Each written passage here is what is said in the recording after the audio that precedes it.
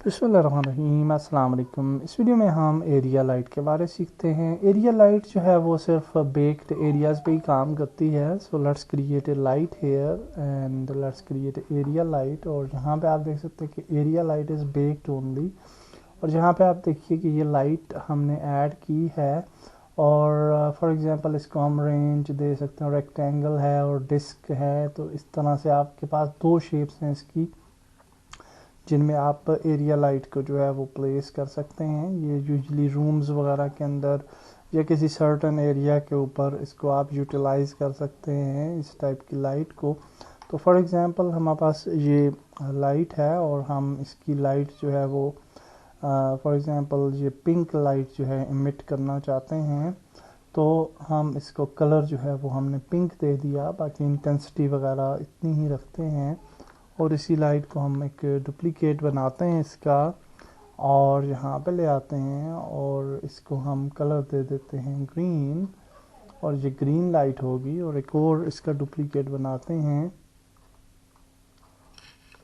और इसको हम बैक पे ले जाते हैं किसी जगह और इसको कोई और कलर दे देते हैं, ब्लू फॉर एग्जांपल। ओके, तो आप देखिए ये तीन लाइट्स हमने यहाँ पे ऐड कर ली हैं और ये इनकी कोई आपको रिज़ल्ट यहाँ पे नज़र नहीं आ रहा।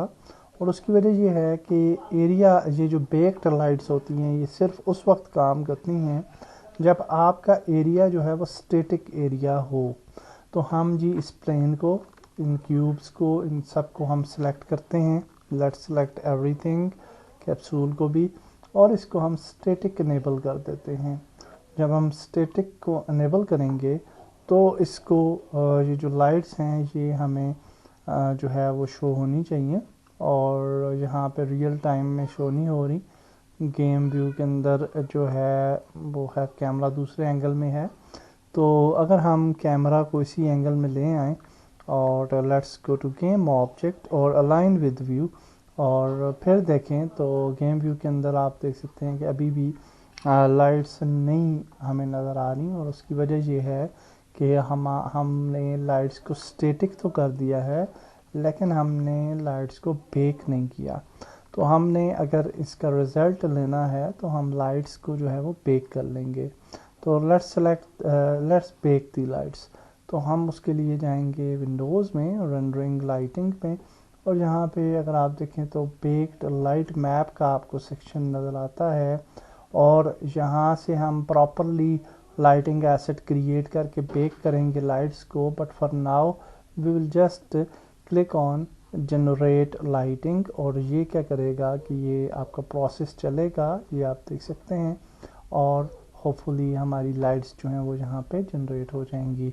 अगर आप साथ साथ काम करते हुए इसको, इन लाइट्स को जनरेट करना चाहते हैं, तो यहाँ पे ये ऑटो जनरेट का ऑप्शन है जिसको आप टिक कर लेंगे और ये लाइट्स जो हैं वो ऑटोमेटिकली जो है वो जनरेट होना शुरू हो जाएंगी। तो अभी आप देख सकते हैं कि ये जनरेट होती है। अब यहाँ पे एक सवाल ये है कि इतना छोटा सा सीन है लेकिन उसके लिए भी ये कितना ज़्यादा टाइम जो है वो ले रही है ग्लोबल इल्यूमिनेशन, और कितना ज़्यादा टाइम लेगी ये लाइटिंग को जो है वो प्रोड्यूस करेगी। तो ये एक चीज़ है ज़रूर, जब हम लाइट बेकिंग का प्रोसेस करते हैं तो उस पर बहुत ज़्यादा टाइम लगता है। बहरहाल हम जब आगे चलेंगे, अपना जो प्रैक्टिकली सीन हमने सेटअप किया है उसके अंदर लाइट्स की इम्प्लीमेंटेशन करेंगे और डिफरेंट रिफ्लेक्शन प्रोब्स और बहुत सारी चीज़ें हम देखेंगे। और उसके बाद जब हम फाइनल लाइटिंग बेक करेंगे तो फिर आप वहाँ पर रिज़ल्ट देखिएगा। डेफिनेटली उसमें हमें फिर इससे भी ज़्यादा टाइम लग जाएगा। Some time it takes hours. और कभी कभार ऐसे होता है कि अगर आपका सीन जो है वो बहुत बड़ा है तो फिर आपका टाइम मज़ीद और ज़्यादा जो है वो कंज्यूम होता है। तो अलबत्ता आप देख सकते हैं कि अब यहाँ पे ये रेडिश लाइट का जो है वो रिज़ल्ट हमें जो है वो देखने को मिल रहा है। और जब ये पूरी हो जाएगी लाइट की पूरी तरह जनरेट हो जाएगी तो आप देख रहे हैं कि आहिस्ता आहिस्ता जो है ये लाइट, एरिया लाइट जो है वो बेक हो रही है।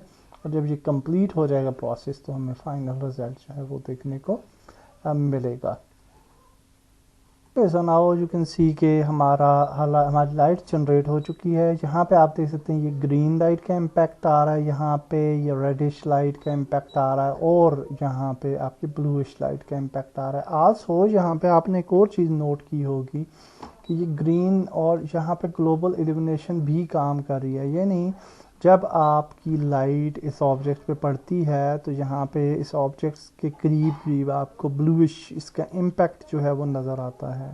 ओके, तो एनी हाउ ग्लोबल इल्यूमिनेशन और बाकी चीज़ों पे तो हम बाद में, बेकिंग पे भी प्रॉपरली हम बाद में वीडियो बनाएंगे, बट ये मैंने आपको एक एग्जांपल दी। इसी तरह से आप पॉइंट लाइट को या डायरेक्शनल लाइट को, सब लाइट्स को इसी तरीके से बेक कर सकते हैं। और डेफिनेटली जब आपको परफॉर्मेंस बेहतर चाहिए होती है तो लाइट बेकिंग जो है ये बहुत ही इम्पॉर्टेंट चीज़ है, जो कि आपको करनी होती है in the last of the, जब आप गेम को फिनिश कर लेते हैं और बिल्ड से पहले।